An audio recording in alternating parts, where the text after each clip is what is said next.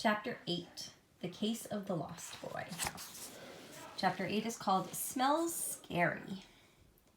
Mom leads me down the front walk and turns toward the hill. No, not that way, I tell her.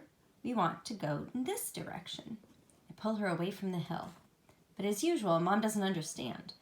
And she's strong, so we end up going her way instead of mine.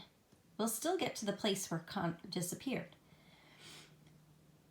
We'll still be able to set up a stakeout. It will just take us longer to get there. We pass Mr. Parker's house. Mr. Parker's out raking his leaves. Mr. Parker is always raking his lawn. There are never any leaves on it. Hello there, Mr. Parker says to Mom. My nose twitches. Something about Mr. Parker's yard smells strange today. A new person has been here. It's someone I've smelled before, but I can't quite remember where. It isn't a very nice smell, though. It's kind of sweaty and a little bit scary. Hi, Mom says. I'm Sarah Keene. We just moved in down the street. Mr. Parker sets his rake against the tree and limps over to us. Mr. Parker has a bad leg, but that never stops him from working in his yard. Welcome to the neighborhood, he says to my mom.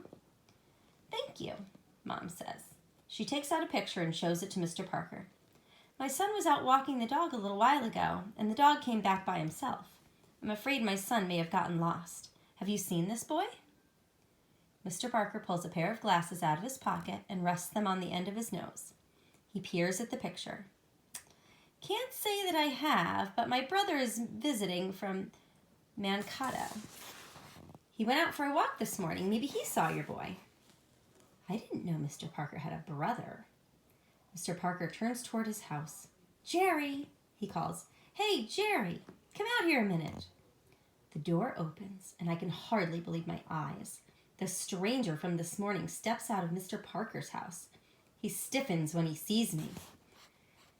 That's him, I tell Mom. That's the stranger Connor and I saw this morning. Buddy, Mom says sharply. But that's the guy, I tell her, tugging at my leash. Can't you smell him? Doesn't he smell dangerous? I think he smells like that. Oops. I think he smells things like... Let me start over. I think he smells like things that jump out at you when you don't expect them. Now I know why Mr. Parker's yard smells funny. Jerry, this lady is looking for her son. Mr. Parker limps toward Jerry with the picture. He was out walking with the dog. Jerry glances at the picture. Yeah, I saw them. Where? Mom asks. How long ago? Did you follow us around the corner? I ask Jerry. Did you kidnap Connor? I can usually tell if a human is lying or if he's telling the truth. I think Jerry knows this about me because he doesn't answer Mom or me. He starts to back away.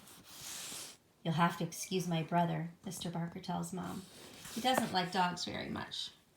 Of course he doesn't, because he senses things that humans don't.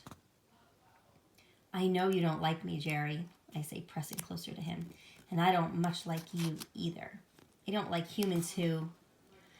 I had a run-in with a dog a couple weeks ago, Jerry tells Mom. He rolls up his sleeve. His arms are covered with bandages. I stop and stare. I'm stunned. You mean a dog did that?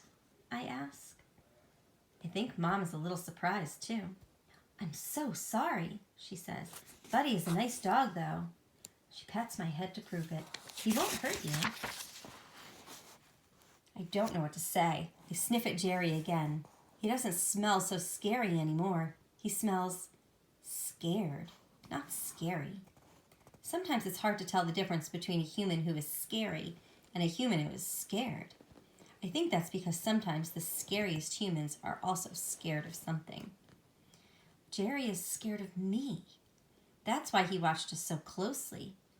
And when he said, nice dog, he was probably telling me to be a nice dog. Be a nice dog and don't hurt him. Cross off another part of my plan to find Connor. I found the stranger from this morning. Jerry didn't have anything to do with Connor's disappearance. Mr. Parker adjusts his glasses and takes a good hard look at me. Say, have you met the Dixons yet? Mr. Parker asks Mom. My tail stands straight up. The Dixons? Those are my people. Kayla, Mom, and Dad.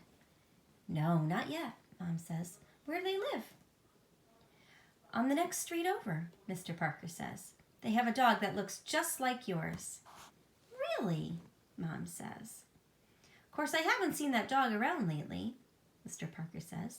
The lady is in the military, and I think the dad and the little girl went out of town a while back. They probably took the dog with them. I wish. I'll look forward to meeting them, Mom says. Goodbye. Then we start walking again.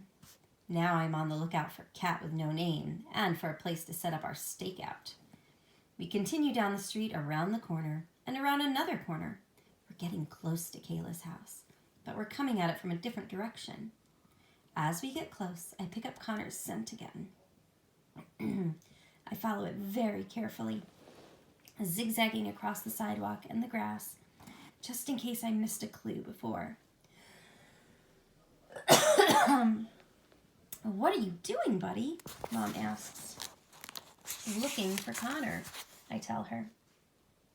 She has a short memory. Isn't that why we're on this walk? So we can set up a stakeout and find Connor?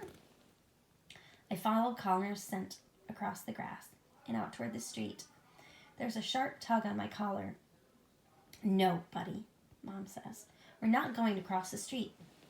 But we have to, I tell her. That's where Connor disappeared. I pull harder, and Mom grabs the leash with both hands. She is stronger than she looks. I think we need to sign up for an obedience class, she says, holding tight to my leash. I'm not going to be able to take you to school unless I can control you better. I don't know what obedience is, but I'm not going to worry about that now. Ooh, we have to find Connor. I look both ways, then pull hard on my leash one more time. Sniff, sniff, sniff. I follow Connor's scent to the place where it ends. Buddy, Mom says, let's get out of the street. In a minute, I tell her. We can set up our stakeout over by that tree. But first, I want to make sure I didn't miss any clues. I sniff. I listen, I look. Up ahead, a bus wheezes to a stop next to the curb. I stand there and watch as 3 humans get off the bus and 1 human gets on. That gives me an idea. Maybe we don't need that stakeout after all. All right, we're almost done with our book. We have 2 more chapters, so I'll read chapter 9 to you tomorrow. Bye.